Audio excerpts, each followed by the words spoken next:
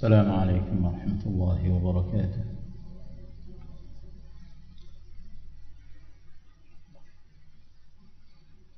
إن الحمد لله نحمده ونستعينه ونستغفره ونعوذ بالله من شرور أنفسنا ومن سيئات أعمالنا. من يهده الله فلا مضل له ومن يضلل فلا هادي له، وأشهد أن لا إله إلا الله وحده لا شريك له، وأشهد أن محمدا عبده ورسوله.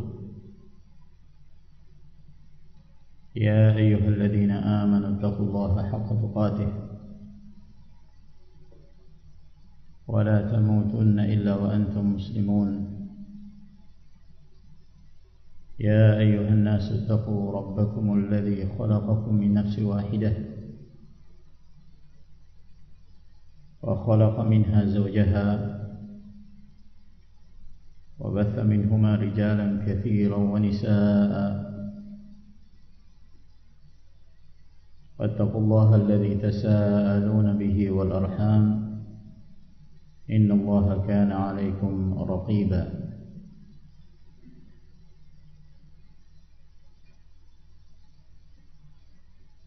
يا أيها الذين آمنوا اتقوا الله وقولوا قولا سديدا يصلح لكم أعمالكم ويغفر لكم ذنوبكم، ومن يطع الله ورسوله فقد فاز فوزا عظيما. أما بعد، فإن خير الكلام كلام الله عز وجل، وخير الهدي هدي محمد صلوات ربي وسلامه عليه، وشر الأمور محدثاتها، فإن كل محدثة بدعة وكل بدعة ضلالة وكل ضلالة في النار. أيها الإخوة الكرام، الحمد لله, kita senantiasa bersyukur atas nikmat yang Allah Subhanahu wa taala limpahkan kepada kita, sehingga pada malam hari ini, malam yang kedua dari Rabi' al-Awwal tahun 1443 Hijriah,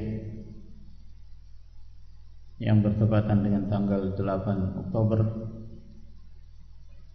2021, kita diberi kemudahan untuk kembali beristima' pada kajian rutin kita yang membahas kitab Bulughul Maram min Adillatil Ahkam. Kita senantiasa mohon kepada Allah Subhanahu wa taala, semoga Allah Azza wa Jalla menambahkan kepada kita al-ilmu nafi', ilmu yang bermanfaat, yang memberi manfaat dalam kehidupan kita di dunia, demikian pula di akhirat. Ayyuhal ikhwatu fillah, kita masih melanjutkan pembahasan hadis-hadis Bulughul Maram dari Kitabul Buyu', kitab yang menerangkan tentang hukum-hukum jual beli.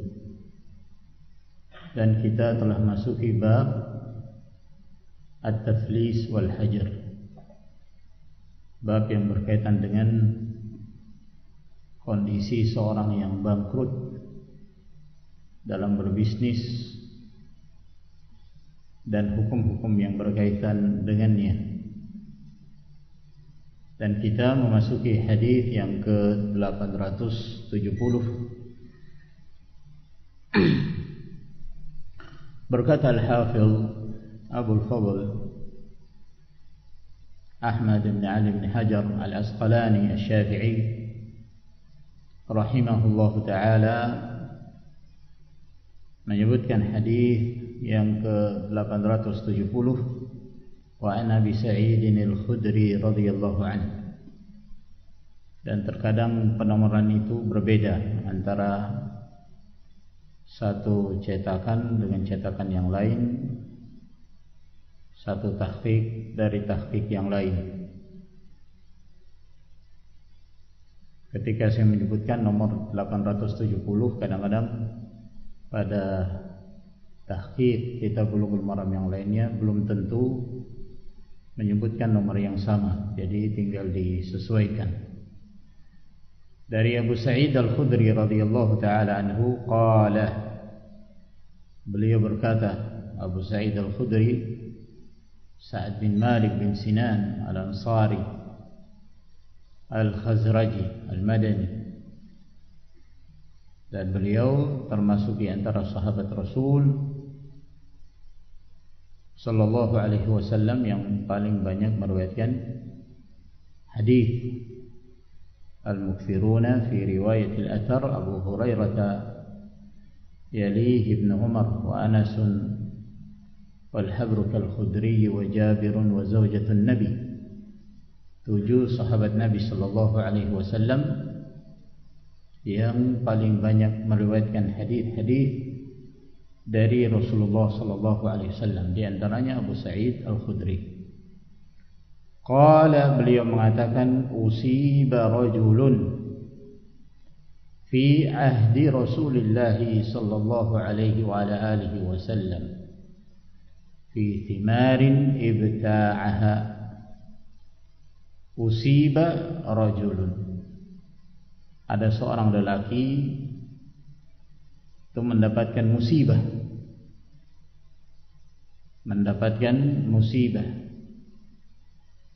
fi ahdi Rasulillah sallallahu alaihi wasallam, di masa hidupnya Rasulullah sallallahu alaihi wa ala alihi wasallam. Musibah apa yang menimpa lelaki ini? Fi thimarin ibta'aha, fi thimarin, yang berkaitan dengan buah-buahan, ibta'aha, yang dia membelinya.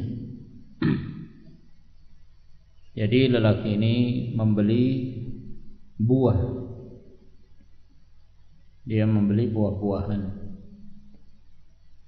Lalu kemudian setelah dia membeli buah tersebut, maka lelaki ini pun mendapatkan musibah, yaitu buah-buahan yang dibelinya mengalami kerusakan. Apakah disebabkan karena hama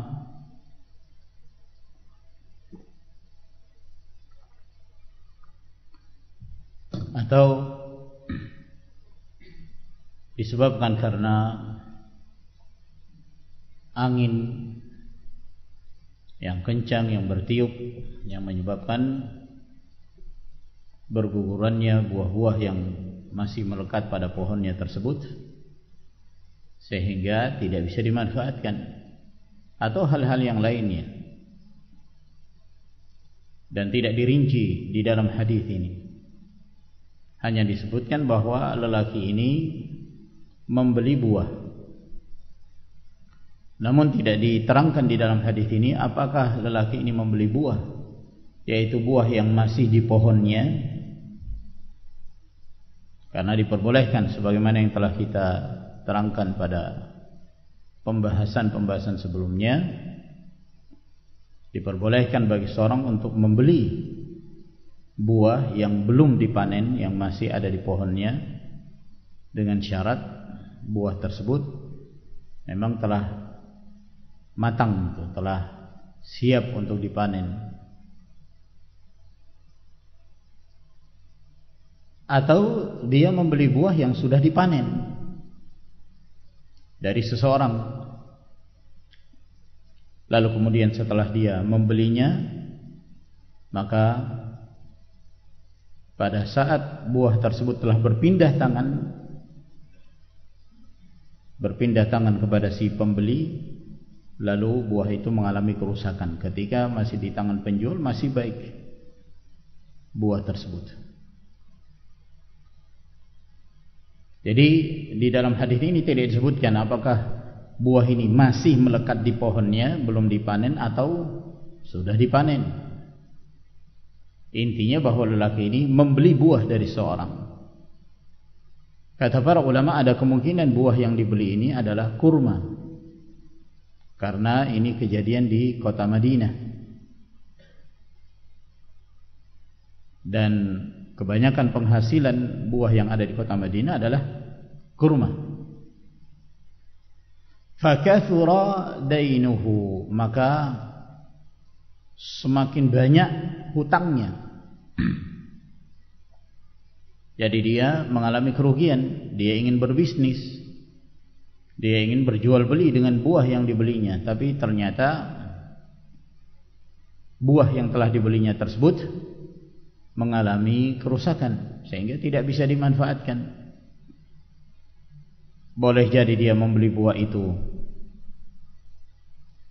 dalam keadaan dia berhutang kepada orang lain yang menyebabkan dia tidak mampu melunasi hutangnya, sehingga hutangnya pun bertambah. Fakathura dainuhu, hutangnya bertambah. Subhanallah. Wallahu yabsutur rizqa liman yasha' wa yaqdir. Allah Jalla wa Ala melapangkan rezeki kepada siapa yang Allah kehendaki, dan Allah Azza wa Jalla menyempitkan rezeki siapa yang dikehendakinya. Dan seorang mukmin terkadang diberi cobaan. Kesempitan rezeki tidak menunjukkan bahwa Allah Azza wa Jalla murka kepada seorang hamba, sebagaimana lapangnya rezeki seorang itu tidak menunjukkan bahwa Allah Azza wa Jalla cinta dan ridha kepadanya. Boleh jadi seorang hidup di dunia, dia diberikan kelapangan rezeki, dia meraih apa yang dia inginkan dalam kehidupan dunia, namun dia tidak termasuk di antara hamba yang dicintai Allah Tabaraka wa Ta'ala. Maka apa yang dia rasakan dari berbagai kenikmatan dunia itu boleh jadi sifatnya istidraj, pancingan.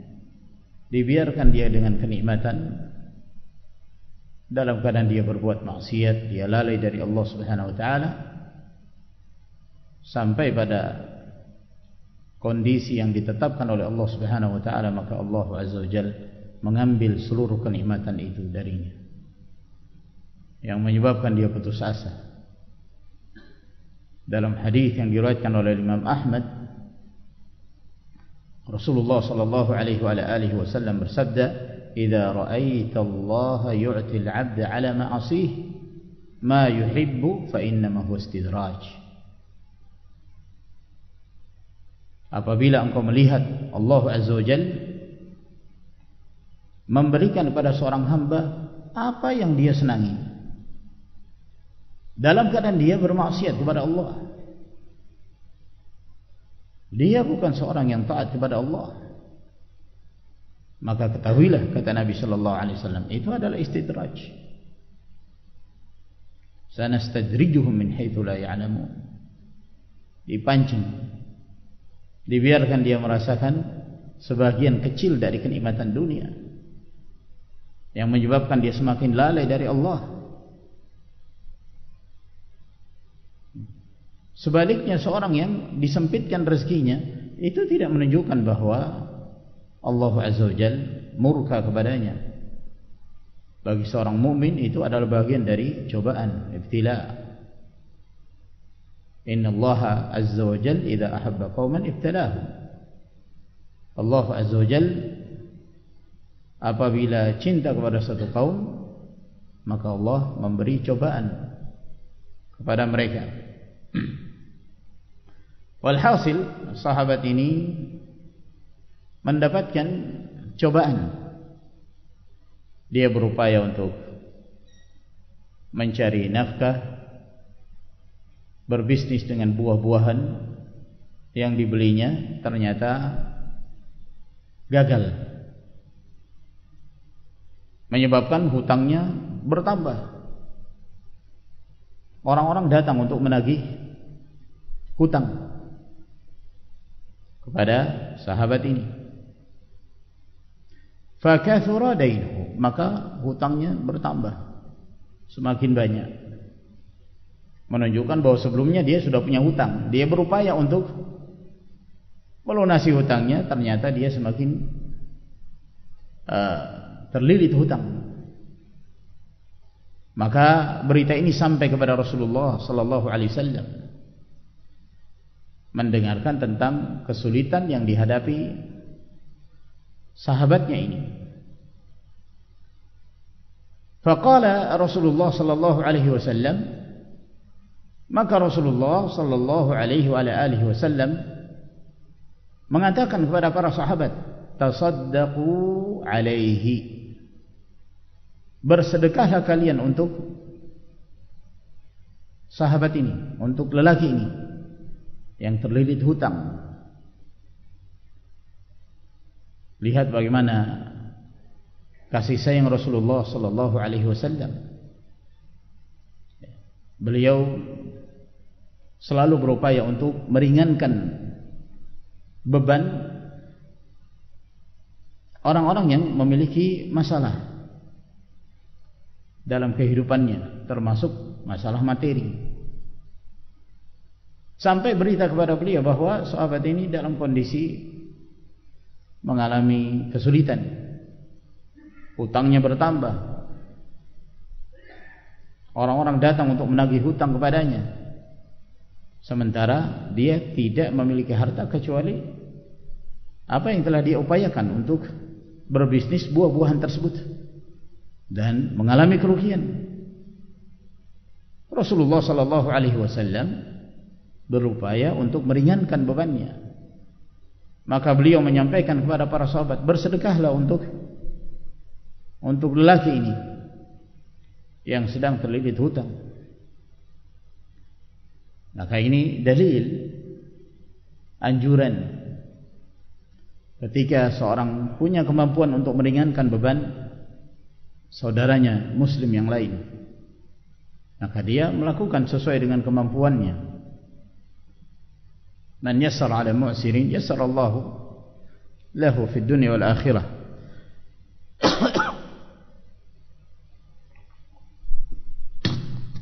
Barang siapa yang memberi kemudahan kepada seorang yang kesulitan, maka Allah Azza wa Jalla memberi kemudahan baginya dalam kehidupan dunia dan akhirat. Dalam hadis Ibnu Umar riwayat Tabrani, kata Nabi sallallahu alaihi wasallam, ahabbun nasi ila Allah, ahabbun nasi ila Allah anfa'uhum. Manusia yang paling dicintai Allah Subhanahu wa taala adalah yang paling memberi manfaat, memberi manfaat kepada orang lain.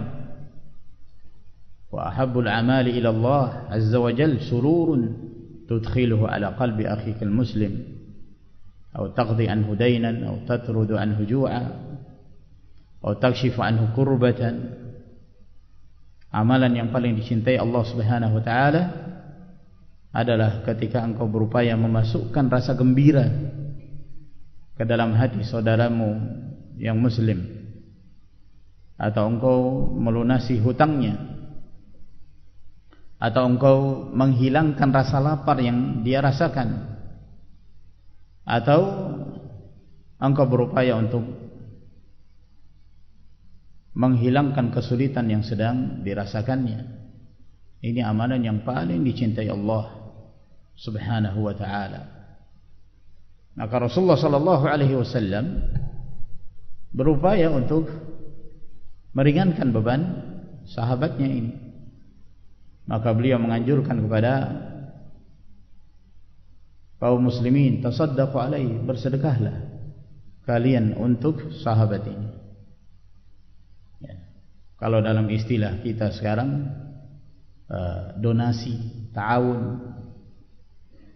Mungkin di antara saudara kita ada yang mengalami kesulitan, sedang sakit, lalu kemudian dia kekurangan biaya atau bahkan tidak memiliki biaya, maka tidak mengapa seorang membuat donasi untuk membantu saudara yang mengalami kesulitan tersebut.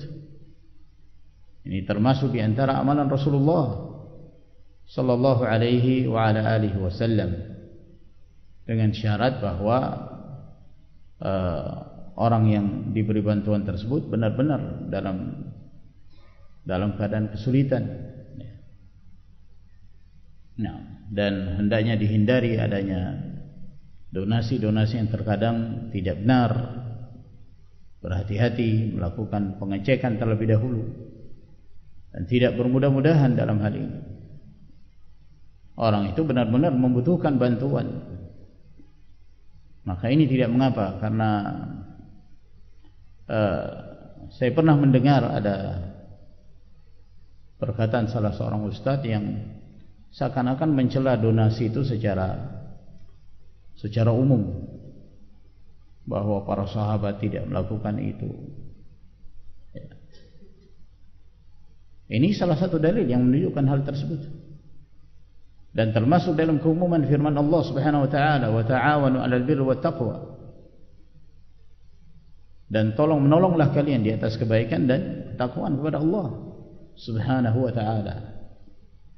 Ya, dengan syarat apa yang kita sebutkan tadi, bahwa saudara kita tersebut memang termasuk orang yang mustahiq, yang berhak untuk mendapatkan bantuan dari saudara-saudaranya yang lain.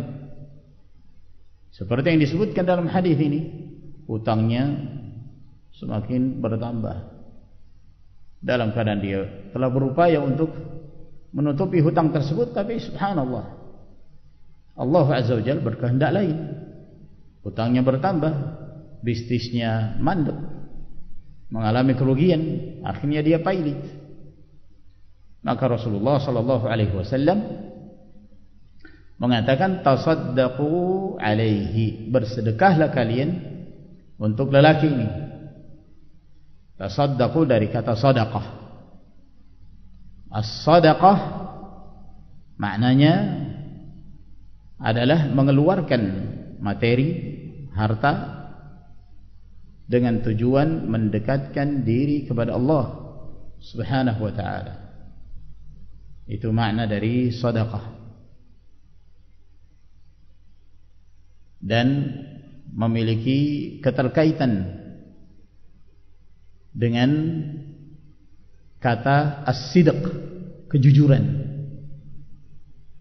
Karena seorang yang bersedekah, kata para ulama, itu menunjukkan sidqu imani sahibihi, kejujuran imannya.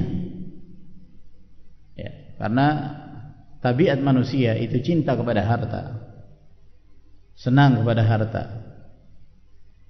Tatkala sesuatu yang dicintai itu dia relakan untuk berpisah dengan dirinya karena Allah Subhanahu wa taala, maka itu menunjukkan kejujuran iman, menunjukkan kebenaran imannya. Maka seorang yang rajin bersedekah dengan tujuan ibadah, mendekatkan diri kepada Allah Subhanahu wa taala, itu semakin menunjukkan kebenaran iman yang terdapat di dalam dirinya. Oleh karena itu disebut sedekah.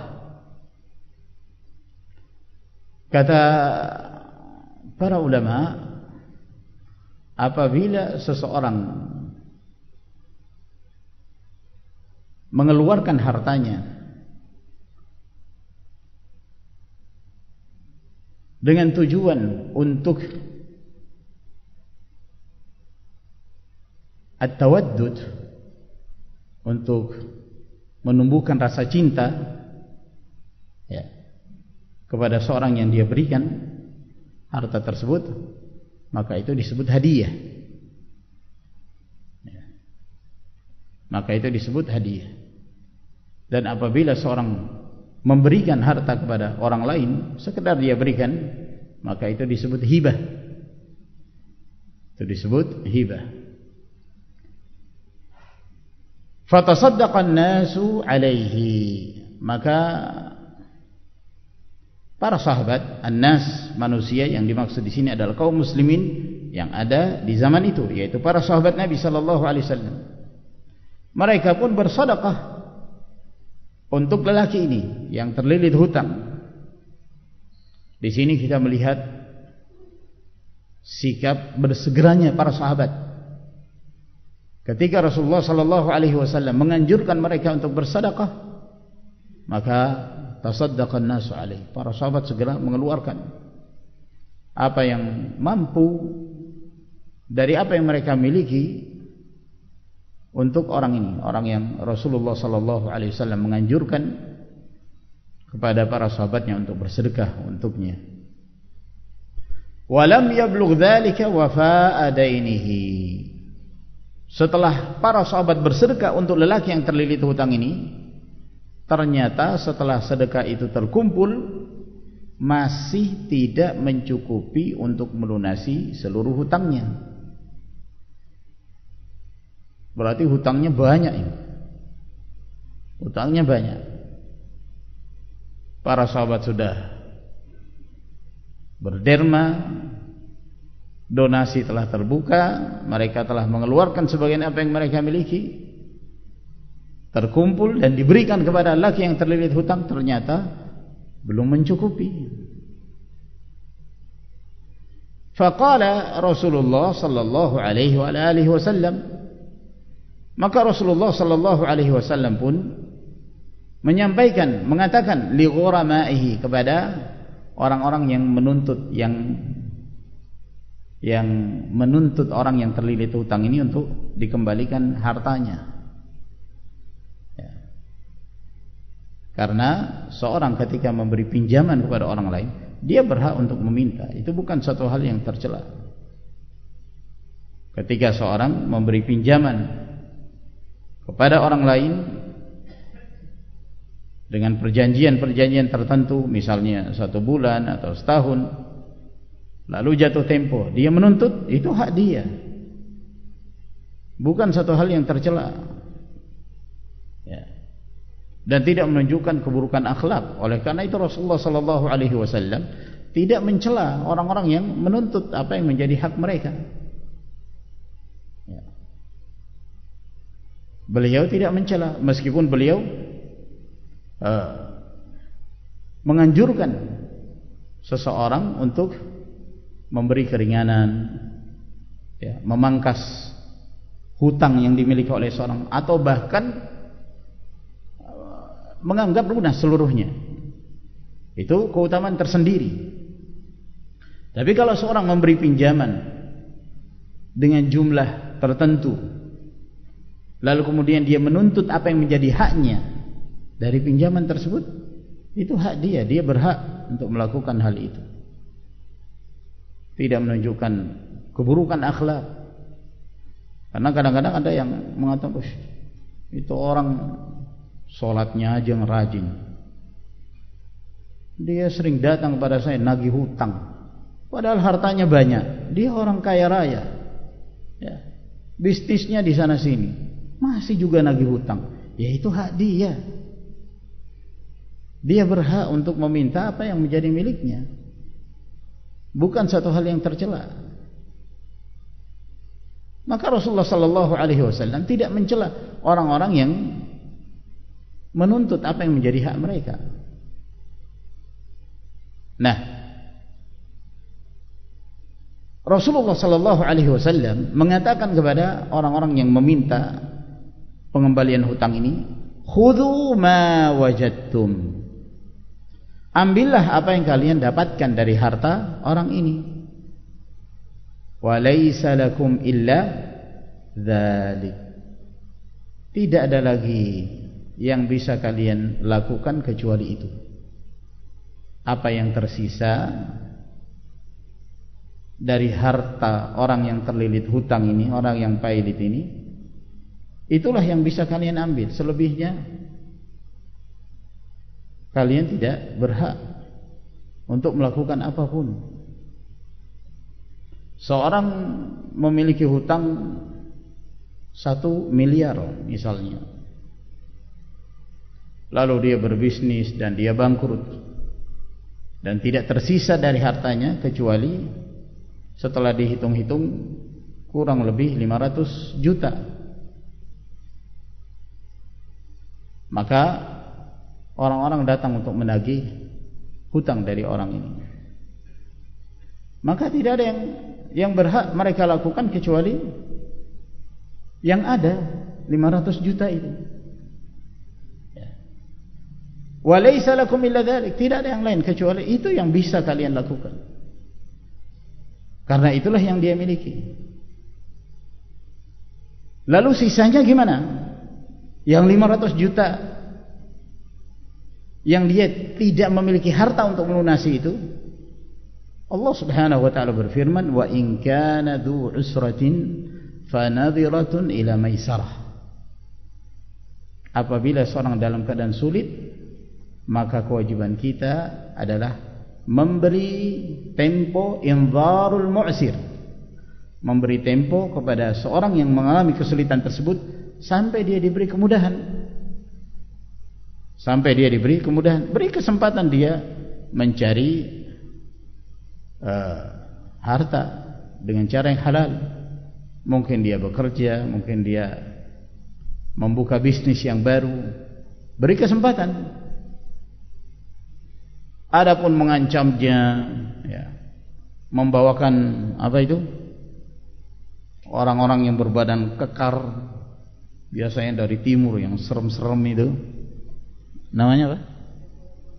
Debt collector, ya, dengan ancaman, atau kalau kamu tidak melunasi maka kamu dipolisikan untuk dipenjara dan seterusnya. Laisa lakum illa dzalik. Kalian tidak boleh melakukan hal itu. Hal itu merupakan hal yang tidak diperbolehkan.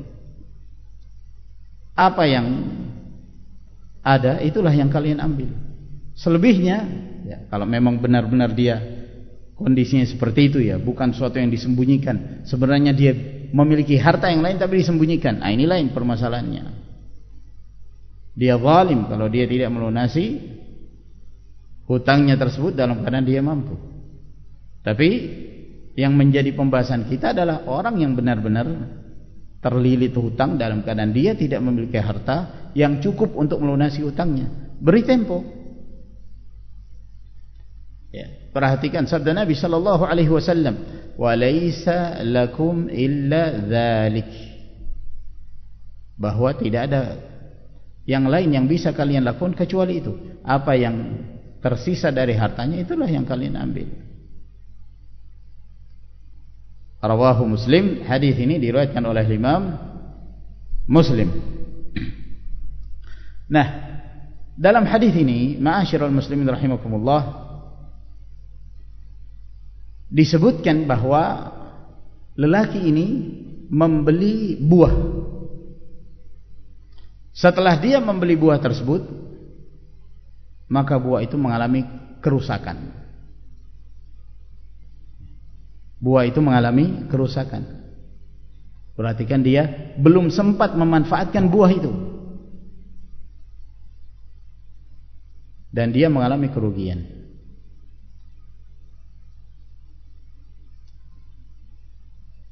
Dari satu sisi ada sebuah hadis. Hadis ini sebenarnya sudah pernah kita bahas sebelumnya.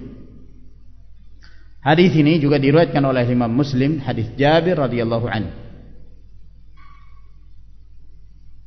bahwa Rasulullah sallallahu alaihi wasallam bersabda, "Lau bi'ta min akhika thamaran fa asabathu jaihatun fala yahillu laka an ta'khudha minhu syai'a bima ta'khudhu mala akhika bighairi haqqi." Kalau seandainya engkau menjual kepada saudaramu buah, lalu kemudian buah itu mengalami kerusakan.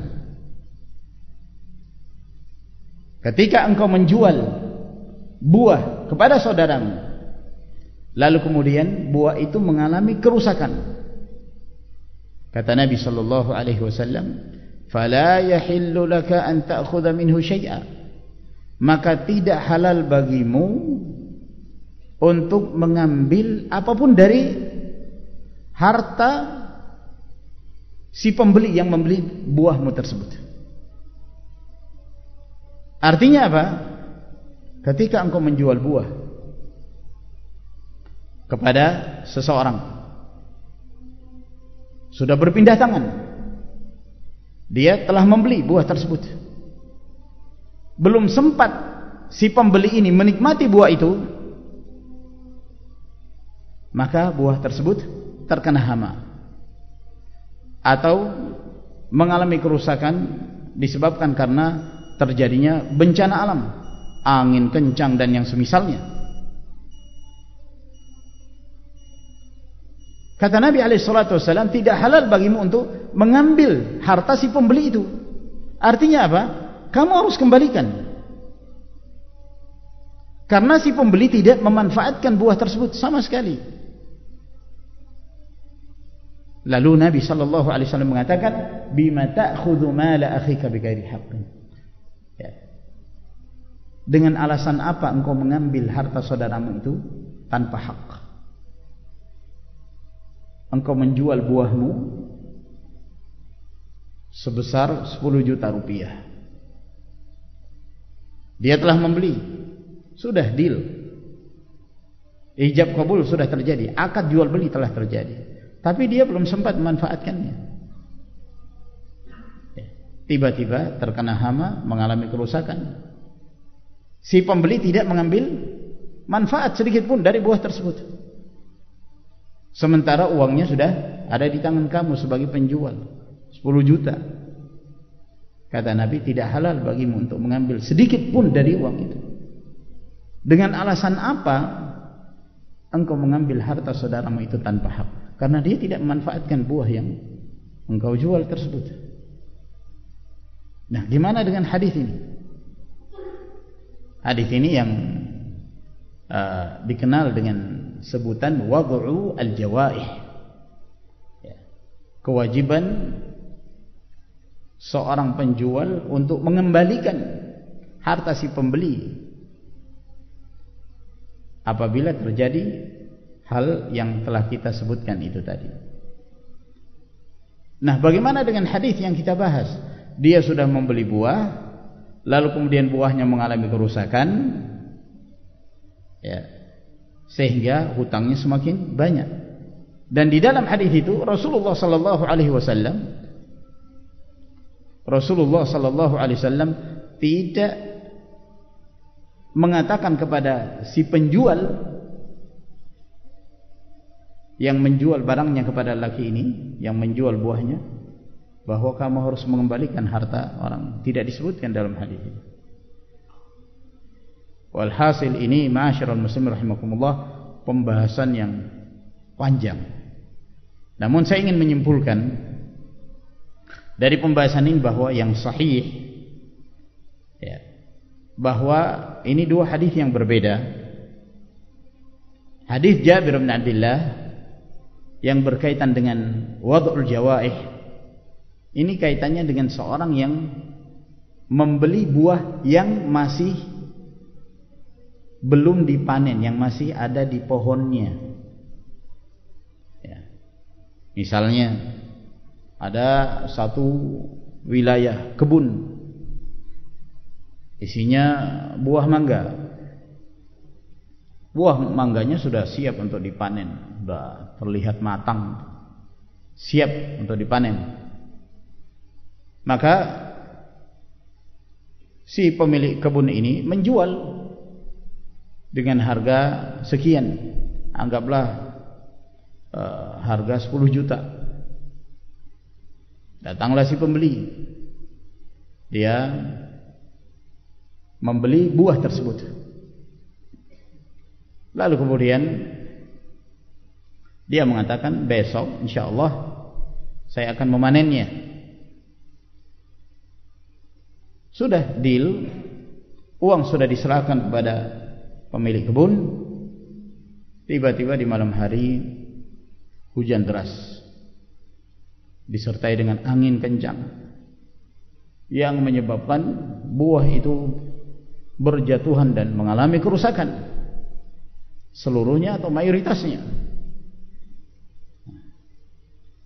Ya.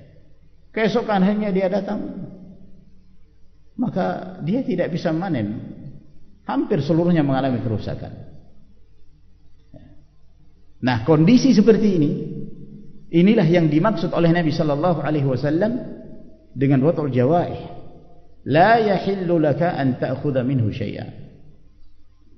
Tidak dihalalkan bagimu untuk mengambil harta saudaramu, harta si pembeli itu sedikit pun. Bima ta'khudhu mal akhika bighairi haqqin. Dengan alasan apa engkau mengambil harta saudaramu dengan tanpa hak? Dia tidak mengambil manfaat dari buah itu.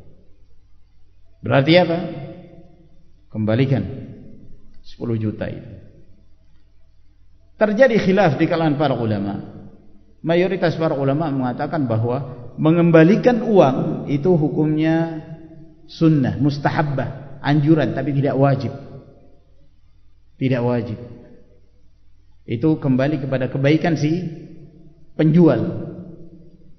Ya. Dengan alasan jual beli telah sempurna, akad jual beli telah sempurna. Itu alasan banyak dari kalangan para fuqaha.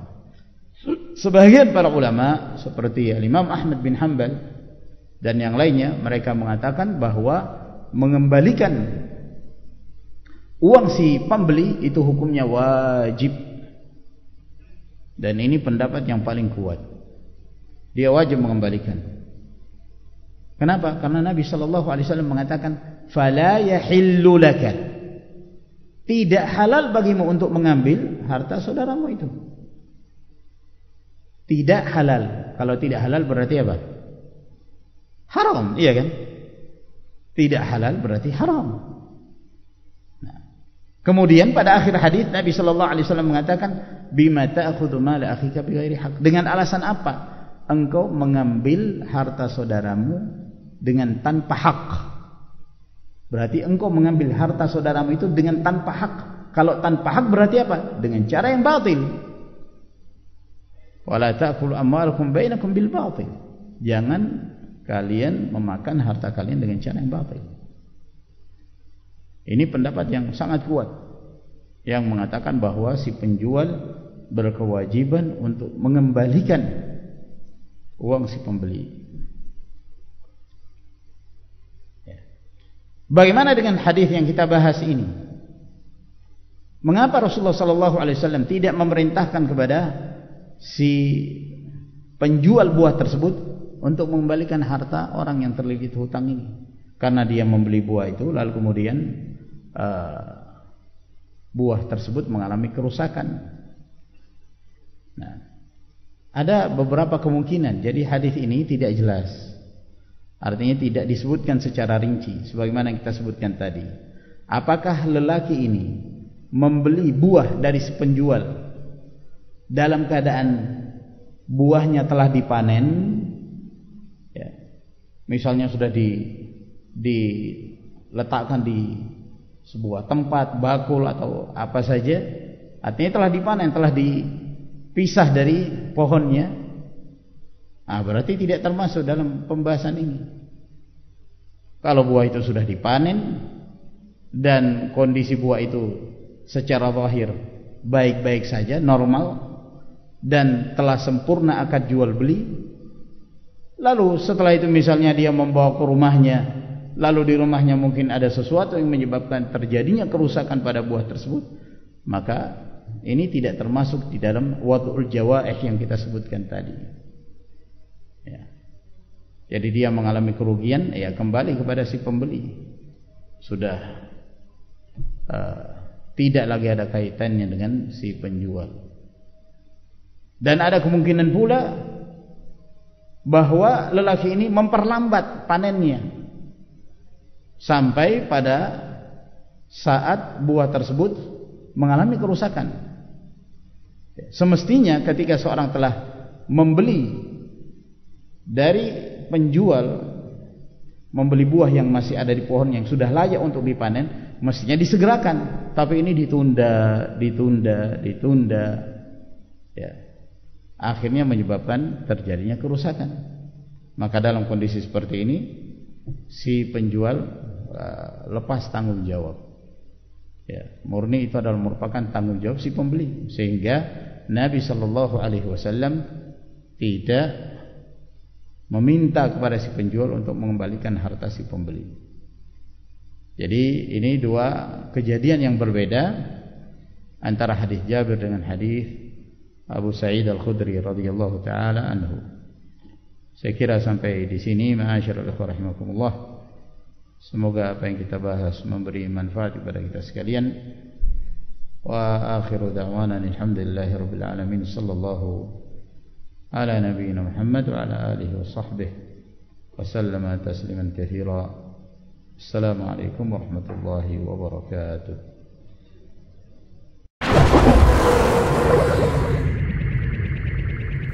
Raih Surga mempersembahkan kajian ilmiah.